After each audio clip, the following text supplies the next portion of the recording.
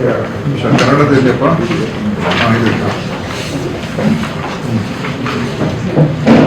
ಇವತ್ತು ನಾವು ಈ ಪತ್ರಿಕಾಗೋಷ್ಠಿ ಕರೆದಿರತಕ್ಕಂಥದ್ದು ಏನು ನಿನ್ನೆ ಸಚಿವ ಸಂಪುಟದ ಸಭೆಯಲ್ಲಿ ನಾವು ಒಂದು ಬಹಳ ಮಹತ್ತರವಾದಂಥ ಹೆಜ್ಜೆಯನ್ನು ಸುಧಾರಣೆ ಕ್ರಮವನ್ನು ತಗೊಳ್ತಕ್ಕಂಥದ್ದು ನಮ್ಮ ಇಲಾಖೆಯಲ್ಲಿ ನಾವು ಮಾಡಿದ್ದೇವೆ.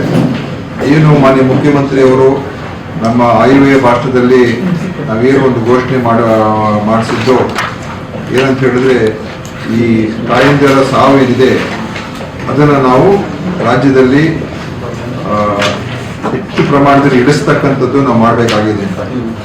ಯಾಕೆಂದರೆ ಕರ್ನಾಟಕದಲ್ಲಿ ತಾಯಂದಿರ ಮರಣ ಸೂಚ್ಯಾಂಕ ಏನಿದೆ ಅದು ದಕ್ಷಿಣ ಭಾರತ ಇತರ ರಾಜ್ಯಗಳ ಹೋಲಿಕೆ ಮಾಡಿದಾಗ ಅದು ತಮಿಳುನಾಡು, ಕೇರಳ, ತೆಲಂಗಾಣಗೆ ಹೋಲಿಕೆ ಮಾಡಿದಾಗ ನಮ್ಮದು ಹೆಚ್ಚೇ ಇದೆ.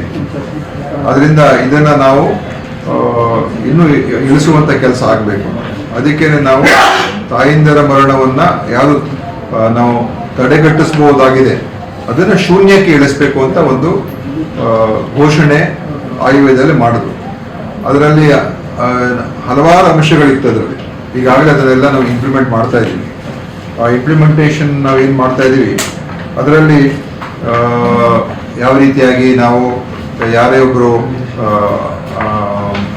ಬಾಣಂತಿಯರು ಅವರ ಒಂದು ಆರೋಗ್ಯದ ವಿಚಾರದಲ್ಲಿ ಪ್ರತಿಯೊಂದು ಹಂತದಲ್ಲೂ ಕೂಡ ತಪಾಸಣೆಯನ್ನು ಮಾಡಿಸುವಂಥದ್ದು ನಮ್ಮ ಆಶಾ ಕಾರ್ಯಕರ್ತರು ಇರ್ಬೋದು ಅಥವಾ ನಮ್ಮ CHOಗಳು, ನಮ್ಮ ಮೆಡಿಕಲ್ ಆಫೀಸರ್ಗಳು ಅವ್ರ ಜೊತೆ ಸಂಪರ್ಕದಲ್ಲಿರಬೇಕು. ಅವ್ರಿಗೆ ಅಗತ್ಯ ಇರುವಂಥ ಎಲ್ಲ ಟೆಸ್ಟ್ಗಳನ್ನು ಮಾಡಿಸಿ ಅದನ್ನು ನೋಡ್ಕೊಳ್ಳುವಂಥದ್ದು ಅದನ್ನು ಮಾಡಿಸಿ, ಮತ್ತು ಯಾರಿಗೆ ಹೆಚ್ಚು ಹೈ ರಿಸ್ಕ್ ಪ್ರೆಗ್ನೆನ್ಸಿ ಅಂತ ಏನು ಹೇಳ್ತೀವಿ ಅಂಥವ್ರಿಗೆ ಮೊದಲೇ ಅದನ್ನು ಗುರುತಿಸಿ ಅವರಿಗೆ ಯಾವ ರೀತಿಯಾದಂಥ ಮಾರ್ಗದರ್ಶನ ನೀಡಬೇಕು ಮತ್ತು ಸೂಚನೆಗಳು ನೀಡಬೇಕು ಅದನ್ನು ಕೂಡ ಮಾಡ್ತಕ್ಕಂಥದ್ದು ಈಗಾಗಲೇ ಅನುಷ್ಠಾನ ಮಾಡ್ತಾ ಇದ್ದೀವಿ. ಈ ವರ್ಷ ಆ ನಿಟ್ಟಿನಲ್ಲಿ ನೋಡಬೇಕಾದ್ರೆ ಕಳೆದ ವರ್ಷಕ್ಕೆ ಇದ್ದಂಥ ಒಂದು ತಾಯಂದಿರ ಮರಣ ಈ ವರ್ಷಕ್ಕೆ ಸುಮಾರು 25% ಇಳಿಕೆ ಆಗಿದೆ. ನಾವೆಲ್ಲ ಈ ಥರ ಕ್ರಮಗಳಿಂದ ಇಳಿಕೆ ಆಗ್ತಾ ಇದೆ. ಇನ್ನೂ ಇಳಿಸ್ಬೇಕು ಅಂತ ನಮ್ಮ ಉದ್ದೇಶ. ನಮ್ಮ ಒಂದು ಅವಧಿಯಲ್ಲಿ ಈಗ ಸುಮಾರು 61-62 ಇದೆ ತಾಯಿ ಮರಣ ಸೂಚ್ಯಾಂಕ ಅಲ್ವಾ? 61-62 ಇದೆ. ಅದನ್ನು ಮುಂದಿನ 2 ವರ್ಷದಲ್ಲಿ 40ಕ್ಕೆ ಇಳಿಸ್ಬೇಕು ಅಂತ ನಮ್ಮ ಒಂದು ಟಾರ್ಗೆಟ್. 100 ಇದೆ ಸರ್. 1 ಲಕ್ಷಕ್ಕೆ 61. ಆದರೆ ತಮಿಳುನಾಡಲ್ಲಿ 30 ಇದೆ ಆಯ್ತಾ? 30 ಎಕ್ಸಾಕ್ಟ್ ಫಿಗರ್ ಆಮೇಲೆ ಹೇಳ್ತೀನಿ ಬೇಕಾದ್ರೆ. ಅದು 30, ಕೇರಳ 30ಗಿಂತ ಇನ್ನೂ ಸ್ವಲ್ಪ ಕಮ್ಮಿನೇ ಇದೆ. ನಿಮ್ಮಲ್ಲಿ 40, ನಮ್ಮಲ್ಲಿ 40ಕ್ಕೆ ಇಳಿಸ್ಬೇಕು ಅಂತ ನಮ್ಮ ಒಂದು ಉದ್ದೇಶ ಮುಂದಿನ 2 ವರ್ಷದಲ್ಲಿ. ಈ ವರ್ಷ 25% ಡ್ರಾಪ್ ಇದೆ.